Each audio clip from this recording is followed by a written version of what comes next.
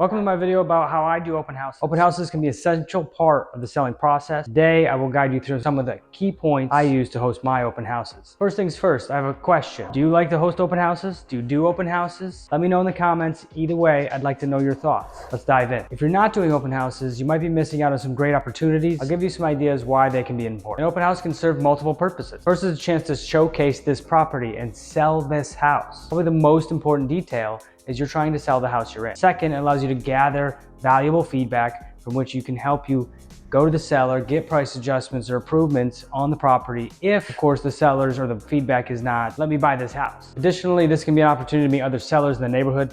Many people thinking about selling will go around and look at houses to check them out, to compare them to their own home before they actually move to sell their home. So if they're in your open house, it might be a great opportunity to meet that seller, the next seller in the neighborhood, and you're showcasing your skills, what you can do to get their house sold. Main point, now that you met this seller, don't forget to follow up. They will likely sell months later. If you don't follow up, it won't be you. Another reason is it's a good way to meet new buyers. These buyers might be buying this house or not. If they may not have an agent, it may be the first of their search.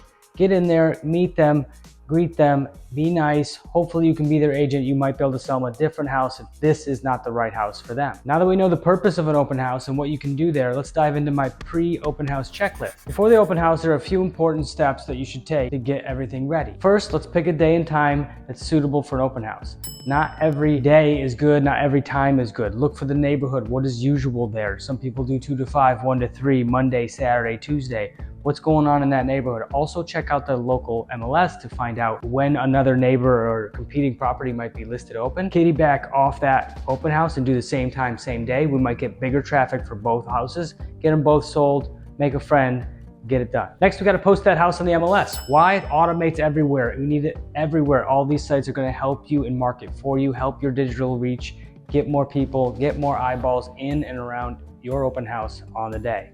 Posting the MLS is the #1 tool we can use. It's not the only tool. Like the MLS, digital marketing is very important. You may use social media, emails, even some phone calls to get more buyers into your open house. And when I say phone calls, you can utilize door knocking or circle dialing, where you go around the neighborhood or call the neighborhood to invite people to your open house. This is also another way to get new clients. You're just inviting them to your open house. There's no pressure here, but that might engage a conversation and relationship that you should follow up with to maybe be their realtor when they're ready to buy or sell down the road. Again, another way to find clients. So open houses, easy. Now that we covered the pre-checklist, time to focus on the open house itself. Let's discuss what to do when you arrive at the property. First, and super important, arrive early. Get there early, always be early. You need to make sure everything's in order before the open house starts. Place signs around the neighborhood, as many as you have, arrows always pointing in. People need to go, they're just flags. Hey, come see my open house. This is normal, you need these things. At least 5 signs per open house.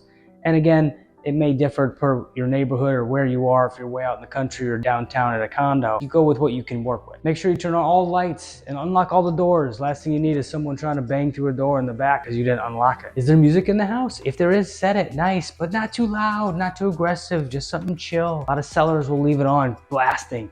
Turn it down. Now let's set up a sign-in station. Consider offering both paper and digital sign-in. I use kind of both. I have a sheet that has all of our information for sign-in with a QR code that someone wants to just tap a picture, they can go on their device, sign in, which automates information to them, and they generally put it in a lot cleaner than on paper. But give them both options and see what you get. Make sure we leave flyers and all the essential information next to the sign-in sheet. It should be right there, easy for them to do and take and walk around the house with that property. Now that we've prepared the house, it's time to greet the guests. Welcome. Come on in. So as the guests arrive, let them in. Don't hound them. Don't be up close and too quick and too early and too on top of them. Open the door if you need to, but back up. Hey, come on in and walk out. Walk back a little bit. Give them room. Gently request that they sign in. It's not going to happen every time. They're not always going to sign in. But my tip on the paper is always fill out the first line completely. It kind of leads the way. Maybe they get there and they write their whole name, email, phone number, everything that we want in there. But give them room. And while they're filling it out, be quiet. Let them think. Let them write. It's going to take 20 seconds. It's okay. Let the conversation pause. Last thing you can do is continue a conversation while they're trying to write. They're not going to do it correctly. They're not going to give you an answer. The conversation is not going to go well. Let them fill it out. re-engage when they're done. And once they've signed in, give a brief overview of the property, what it's going, how many bedrooms, square footage, price point, anything you want to do, what's going across the street, that's a great park. Anything you want to tell them about the property briefly before you let them go. Along with giving a briefing, you may want to ask a few questions, how they found the property. This is a good way to track your marketing. Maybe it's because you called them down the street. Maybe they saw it online. Maybe their agent sent them. Do they have an agent? After that brief conversation, let them go free. Just let them roam. They want to see the house. They don't need you to, oh, this is a light switch. This is how the fan works. Just let them go. They know what to do. Set them free. Now, as the visitors wander the house, you've let them go. Take out your notes. Make notes of these people, anything you've talked about in their conversation, little notes and details. We'll go into that later on why to take these notes. Now, as they're walking, ear hustle, listen in. What are they talking about? Don't have to jump in every time, but these things, put them in your notes. And if you hear something you need to jump in, it's a good way to engage in conversation with them. It's already their conversation, so you're just jumping in. When visitors are leaving, ask them a few questions and take the time to answer anything they've asked thoroughly and provide any additional information that they've requested. Now let's gauge their interest by asking, is this the right property for you? Ask other questions. How long have they been looking for? Do they have an agent? If you've gotten their information, then you can ask a few more questions and let them go, and we'll call them later. Follow up. Always follow up. Now, as the open house comes to a close, it's important to close up effectively. Now, this is just like the setup, but in reverse. Collect all the sign-in sheets, shut off all the lights, make sure all the doors are locked on your way out. All of them. Locked, lights off, music off. Now grab the sign-in sheet and all the flyers that you need, but leave as many flyers and stacks and cards and things at the property that you may need to give or want to have here during any private showings that you may or may not be here for. But wait, don't just leave. Remember those notes we took? Use those notes. Make an email, send it to your seller. Hey, Mr. Seller, we had this many people here, this many groups, this many families, something along those lines.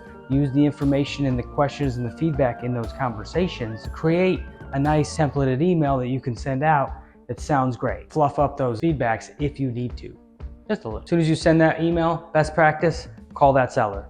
Many sellers are just sitting around, you've kicked them out of their house. They want to know how it went. They're going to read the email. Call them and tell them word for word in your words how it went. Much better, more effective. It's a better line of communication for you and your seller. They'll get the email, they'll file it, it'll be great. And there you have it. Hosting an open house requires careful planning, engaging with visitors, and following up with the seller. Pretty simple, right? I hope these key points help you make the most out of your next open house. If you have any further questions or need any additional guidance, feel free to comment below. And don't forget to subscribe to my channel for future real estate tips and tricks. Happy hosting!